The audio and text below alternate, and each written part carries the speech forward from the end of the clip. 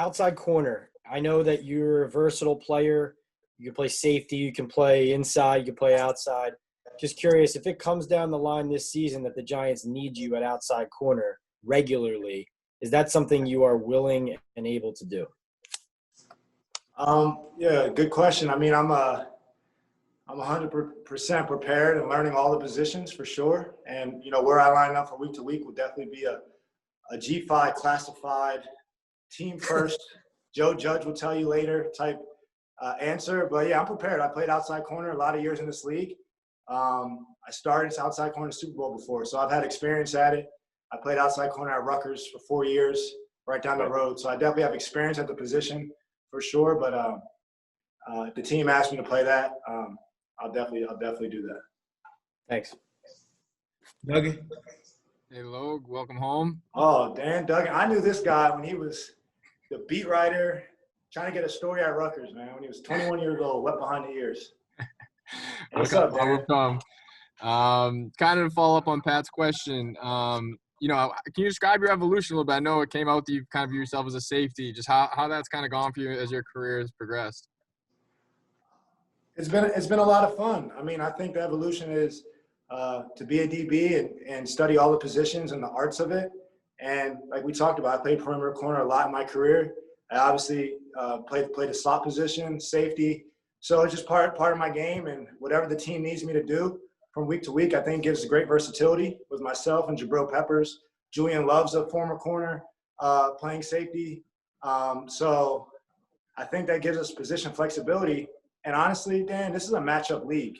Like, this isn't 1980s football where you go out there and you got four positions, you got four, you're on a 4-3, which is two safeties and two corners. I think the game's evolving a little bit, and I think the more position flexibility you have, I think it gives you the ability to do more stuff on defense.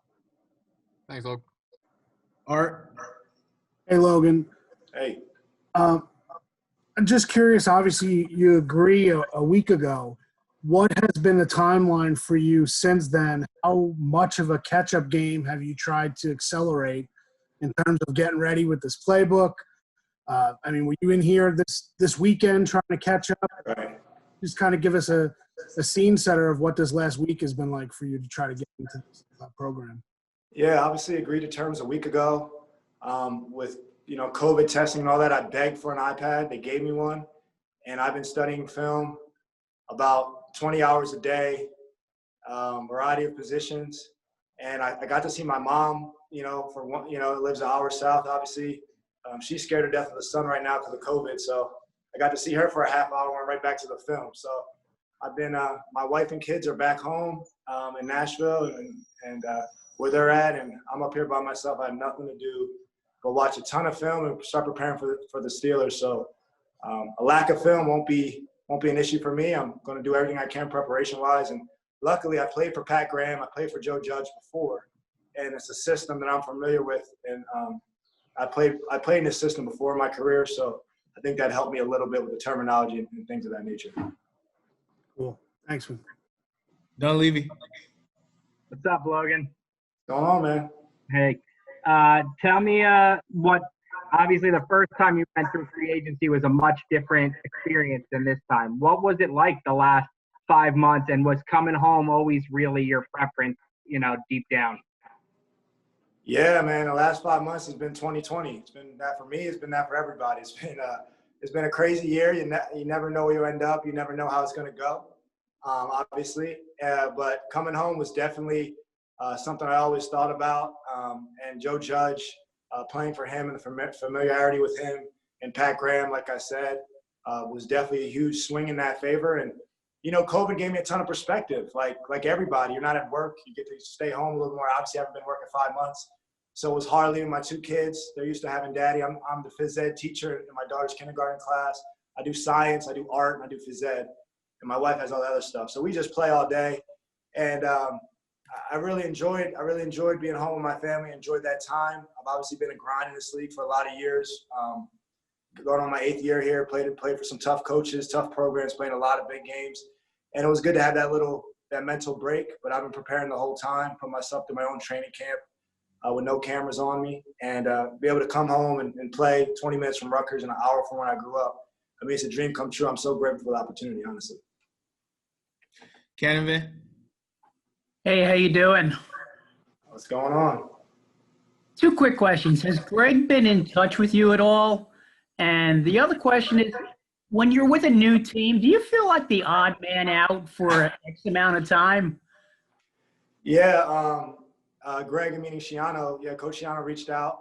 He definitely congratulated. He happy to have me back in the area, and I was ecstatic. And we definitely exchanged texts and talked about that. I thanked him for that.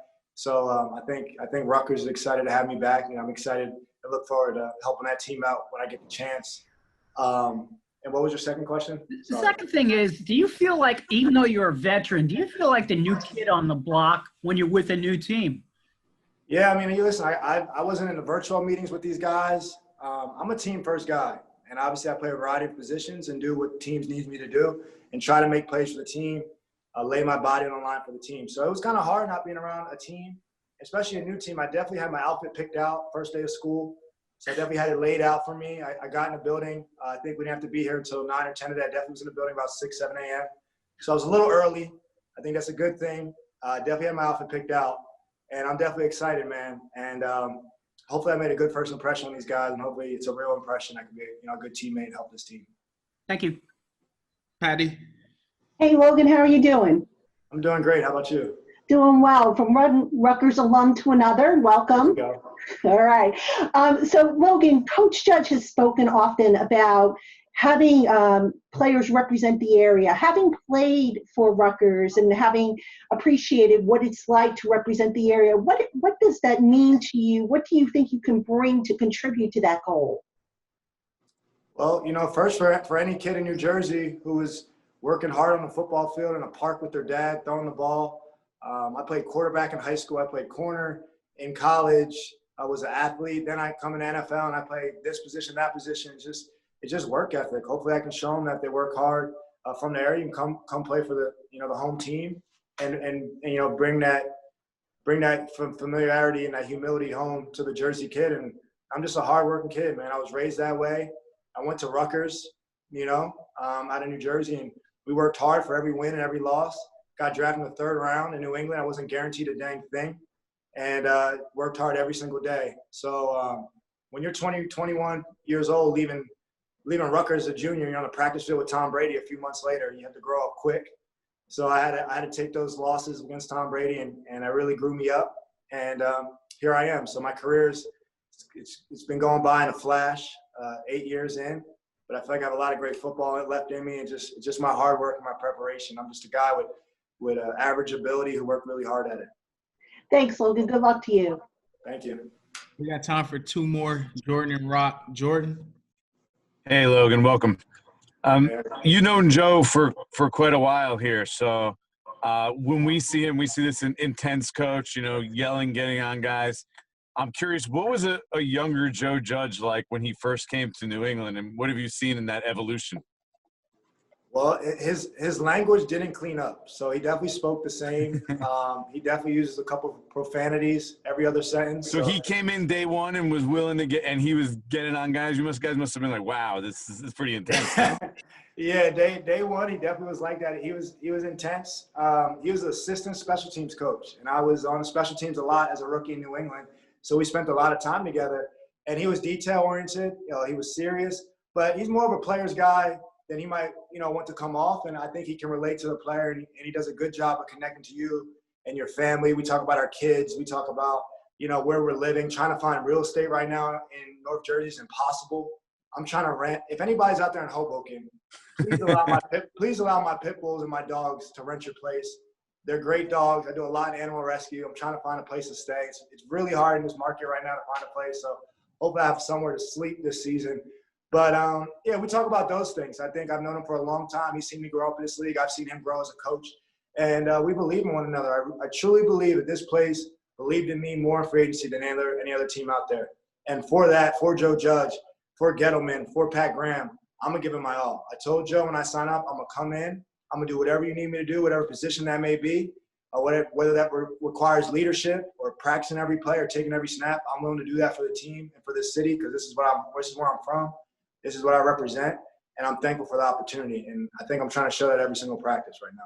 So how much did Joe actually contribute to you signing here then? I mean, you just said kind of that was a big factor, right? Yeah, it was. I mean, the Giants were not the only team interested. It was not my only offer.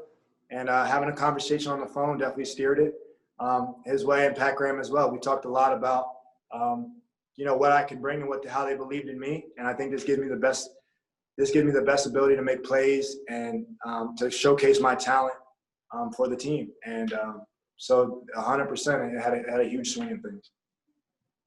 Last question here, Conrad. Logan, just real fast, what was the did you even bother to have a conversation with Saquon about the number 26? Yeah, Saquon actually, look, I chose number 23. Okay, I chose 23 because the number was available. I wasn't here to take anyone's number. I wasn't here to buy the number off anybody. I don't have time for that. I had time to come and fit in with the team. So I took 23 because it was available to me, and also because I like watching The Last Dance, and Michael Jordan worked really hard, and that inspired me with his preparation every single day in practice to try to – of course, everybody wants to be Michael Jordan and play like Michael Jordan. Everyone has that skill level of Michael Jordan, but to prepare and bring that intensity every day is why I chose it, and it was available. Saquon comes to me and says, hey, why don't you ask me for 26? And I said, I didn't know it was available. He said it's available for a price. I said, I think that's probably out of my price range. So I don't think I got a contract sizable to pay Nike to get 26 from Saquon Barkley. So he has it right now, but he did say it's up for negotiation. So if maybe a GoFundMe or something like that can raise the prices enough to buy it from Saquon Barkley. You got to ask him what it's worth. I don't want to throw a first offer out there. So it's like buying a house. So I'm gonna let him come with the first offer, and then we can negotiate.